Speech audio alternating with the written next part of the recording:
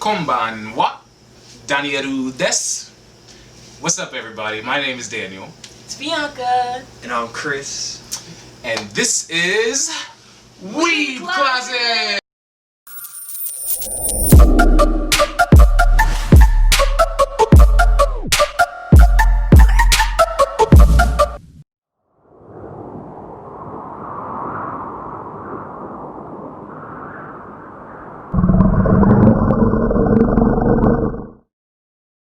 Alright, everybody. So, we come back, and this time we start off with Subaru and Otto, and they are trying to escape Garfield. Episode 7. 8. Episode 8. Yes, episode 8. So, things are heating up. I'm really excited. How do you guys feel about everything that's going on so far? I'm distraught. That's understandable. Yeah, this is a tough episode to watch. It is honestly. very tough. I mean, I was like, this the entire time. It reminds me of episode 15, where Puck gets huge for the first time, and it seems like a whole movie. Yes, sorry, season 1, episode 15. It seems like a whole movie is laid out in the span of one episode, and the credits roll, and it's just like, oh my gosh. Yeah, no, that is definitely the case. And speaking of commenting on what they thought about the episode, don't forget to like, comment, and subscribe to the Weeb Closet for. Yeah, turn on those notifications. Turn on those notifications. Sorry, turn on notifications. And if you want to join the Weeb Squad, make sure you subscribe for sure so you can, congregate. And we have a Discord now, by the way. So you should join. Join us. Talk to us. Yeah. Yep. This episode starts off and They are escaping Garfield. basically, of course, at the end of episode 7, Garfield's like, oh, they're gone. And he starts transforming. He is pissed. And Otto's trying to help Subaru escape with Ram, and man, everything just starts going wrong. And I really didn't expect Garfield to be that big of a monster. I mean, he was huge, taller than the trees, huge. He definitely wasn't freaking. He wasn't Frederica. No, she looked like a little cat compared to him. I'm a cute leopard. I'm a gigantic tiger. A gigantic monster that's gonna kill everybody. She said. He was like. But didn't they say that Frederica's only a quarter beast, and then he's half beast? That's true. So maybe that's why he can get so much bigger. I wonder what a full beast would be. Puck. Probably. Shoot. So, but before he even gets there, he desperately decides to go talk to Roswell, which I'm like, if I know I'm gonna piss Garfield off, I probably wouldn't say, oh, let's go talk to Roswell real quick. I'd probably have to go. I would have been getting out of there as quick as possible. Gotta go. Subaru didn't know what he could transform into. He wasn't aware. He was aware of what Frederica could do, but he's probably thinking that would be Garfield's power. But that's what does assuming do? Makes you a booty. Makes you a booty, and it gets yours ripped off as well. I was surprised when Subaru went to talk to Roswell, because Roswell, he came through. He came through this episode. I was like, okay. Roswell was giving some answers. Okay. He was giving good answers, but I still feel like Roswell is hiding something. Because first off, they're talking in the dark, okay? And I know that in animes, when they have a sketchy scene that they're in, then usually there's something sketchy going on in the background. I think. Would you guys not? I mean, but that room has always been dark. Every time they go in there and talk. They have a candle. But okay, what whatever. if it needs it to be dark to recover? Well, I do think that's a valid point in terms of, this is Roswell we're talking about. Anytime Roswell's giving you answers, that makes me feel real weird. It just feels sketchy to me. Why are you so open all of a sudden? I don't know. Maybe Roswell's aware of things that we don't know. Look, I just want about Subaru at this point. I don't know. He's definitely aware of something. He's got to be. Because, if he's close to Echidna, he's got to know something, obviously. That is a good point. Yeah. Also, you guys anime viewers may not know this, but keep close attention to Roswell's eyes. They definitely highlight one of his eyes. I think it's the gold one. And we do hear that Garfield's starting to distrust Subaru because he has that same look that Roswell has. So I feel like there might be something there. And you said that they say that Subaru has evil eyes, so maybe that gold eye is like the evil side of Roswell. Ooh, okay. It's like, I just thought about, you know how, this is like, I always make analogies, but, you know, like that episode of Sailor Moon where the shards of glass fall into their eyes and they're like making them. Yeah. I mean, at the end, Roswell, Super was just like, Roswell, are you for us, against us? And he was like, I've always been for y'all. I've always been for you guys. And he also says that if you tell of these few questions and you answer exactly this way, Beatrice will also be there for you. She will be on your side. You don't have to question her anymore about this being part of the witch cult. Yeah, see, I don't even want to comment on that. I just want to see what the freak she does because she's been so sketchy this whole time, just letting everybody. And apparently, Beatrice doesn't have a gospel. Apparently, they didn't have a name for what it is, so they just call it a gospel. So whatever she's following is clearly not a gospel, but it's, you know. But they called it that. It's weird. A witch probably wrote it. They said it's like the perfect, like it's a more perfect version of what the archbishops tried to have. It's like an innocent version of the gospel. And so the same. they also mentioned something about it being like a part of like the Book of Wisdom or something, or like based on it or something. I can't remember what they were saying. But they're just some things to think about that we really don't know the answers to yet. We still have to figure out. So next time we meet Beatrice, she's got some explaining to do. Just saying.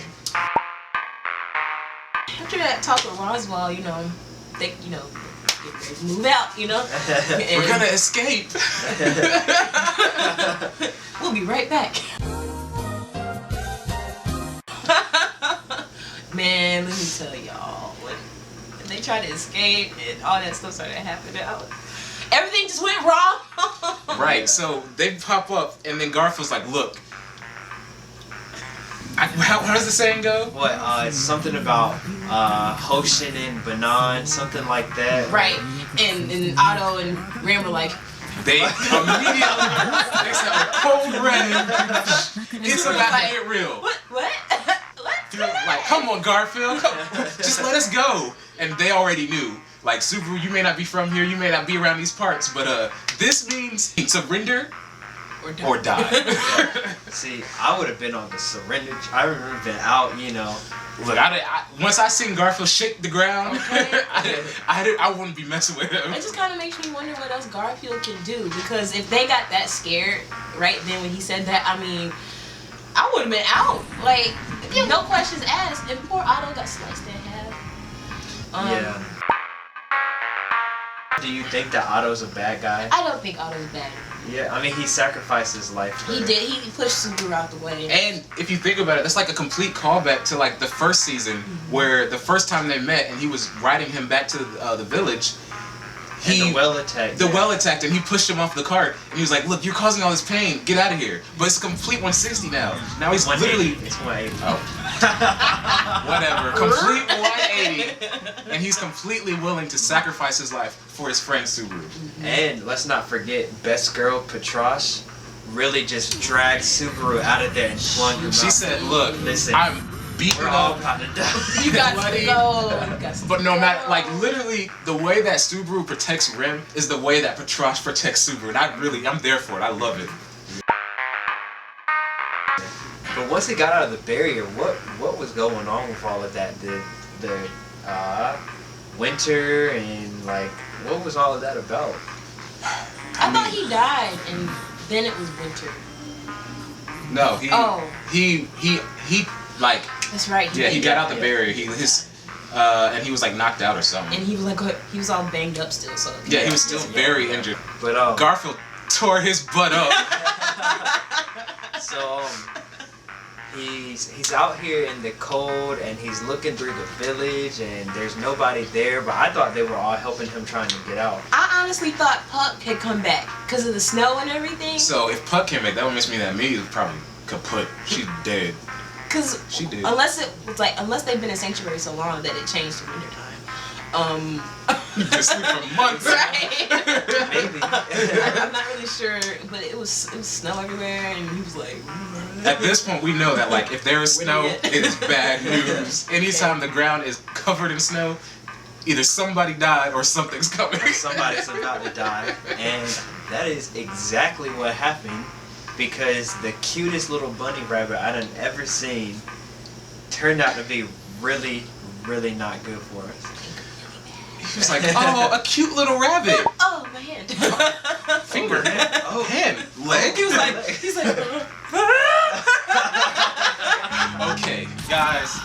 So we get introduced to the great hare, also known as the great rabbit, also known as, I don't know, a vegan's worst nightmare. I mean, this bunny was like. First of all, was it like replicating or something? It did. It started replicating. They all came out of nowhere. I was like, yo, I would have been like, It's over for me. I'm gone. It kind of really made me think about how the scarabs and the mummy kind of like attacked the person. Oh, that's exactly like that. exactly Okay, so in the web novel, when Subaru encounters these rabbits, they literally eat him from both ends, and then they enter his body, start multiplying as they chew on his organs, and the way they describe it is so visceral and raw that it's literally scary. Now, with this great hare, we know that it can basically replicate almost infinitely, and it's said that there's basically the amount of droplets of water in mist is the amount of rabbits that there can ever be at once. Oh. That's virtually infinitely. The only way to ever kill this thing is you have to literally kill every single one, which you almost have to do instantly. I already told you, we just go call Gara, and he's gonna be the sand tsunami. Sand coffin. Just.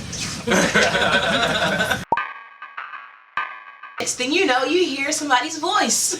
And so he's back, watching his girl struggle through this trial again, but instead of just watching her, he hears everybody's favorite witch, Echidna, speak to him and invite him back to the tea party. You have satisfied the conditions again. Them eyelashes. Welcome back. Hey, she's also my favorite witch so far. She's turned out to be my favorite witch because she's which by the way I think she's mother. Anyway, I think she's mother because she's got butterflies around her all the time, and Beatrice has butterflies in her eyes for her irises. Okay. So and the way she was reacting when she saw Subaru again, it's very motherly. She was so, very yeah, I don't know. And she like kind of knows everything, but then and she's thirsty for wisdom. But then, what's Beatrice always doing? She's always reading. She's in a library, which is a center location for knowledge. So. Oh. Okay. See if you got possibly be connected. I will propose a counter argument to say that maybe I think Ryuzu might have something to do. She might be mother, she might not be, but I think she plays a very big key role in what's going on in Sanctuary, personally. Well, there's two of them. There's two. We don't even know what's going on. One of them's probably Satella, like. She's just spying on everybody. Right, just waiting. He was able to say he can return by death, and that was literally the saddest moment. I was like, I breathed a sigh of relief for Subaru, but it was crazy that he thought Echidna was gonna die, even though she's dead already. But, you know. So we do now know that, like, first of all, for whatever reason, Satella cannot reach him in there, so he's saying it just as many, like. He said it over and over and over again. I felt so. Oh God. He said it until he was literally in tears. I was crying. I was so happy for my mans, bruh. And Echidna's like, baby, I know. I've known this whole time. I've been able to watch, but I couldn't tell you. And now I want to know everything you were feeling. I was like, wow. I'm greedy for knowledge, and I just want you to open up to me. Just tell me what's going on.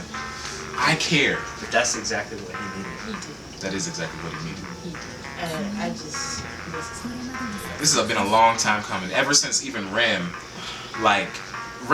she could tell something was going on, but Echidna, she was just like, it's all right. You can tell me. Nothing will happen to me. It's okay, baby. She's not been watching all this time. He got it all out. I wonder what Subaru's gonna tell Echidna once he, you know, stops snotting all over the place. And she's just probably gonna. I feel like he's gonna ask her a lot of questions now. He's got tons of questions to ask her. I feel like he should take this time to ask these questions. It's questions he didn't ask in the beginning. Because the fact that he was able to tell her should spark the idea to ask questions. Right. And he's already seen Amelia like defeated so many times, so he's probably not as pressed to get back to her. But I would love to see that. I also don't know where I was going with this point. So I'm going to stop it and go and look at you, Daniel. Well, so overall, how'd you guys feel about the episode? Like I said, I was traumatized, but I was kind of comforted by it. It just makes me wonder if Subaru's gonna make the choice to go through the trial again instead of trying to go back to the mansion. Or, I don't know, what do you guys think? Is he gonna go to the mansion or is he gonna take the trial? Like, I don't know. And what do you guys think the trial is gonna be? Like, do you think the trial is, I still stand with past, present, future. So, like the Scrooge. Bianca here thinks it's gonna be past, present, future. What do you guys think the trial is gonna be? Now, we also get to see now that there are so many factors, that are so many things going on all at once. We have Beatrice in this library. We have Amelia struggling to take the trials. We have Garfiel wreaking havoc and killing everybody. We have Roswell being sketchy. We have Elsa coming into the mansion to kill everybody. We have the villagers who they've kind of figured out, but they still haven't completely figured that situation out. And then finally we have this rabbit. Man, this rabbit gotta go. He gotta go right now because I can't do this no more. I don't like to see people getting chewed up. That was too much. That was too much. But let us know what you think in the comments down below. Please. And do not forget to like, comment, and subscribe. To join the Weeb Squad. Remember that. Don't forget. We know. I don't want to say something corny. Yeah. But, no. Also, you guys just tell us what your favorite part of episode 8 was. So, spark some discussion. Yeah. We really want to talk to y'all about this, you know? Yes, we love talking.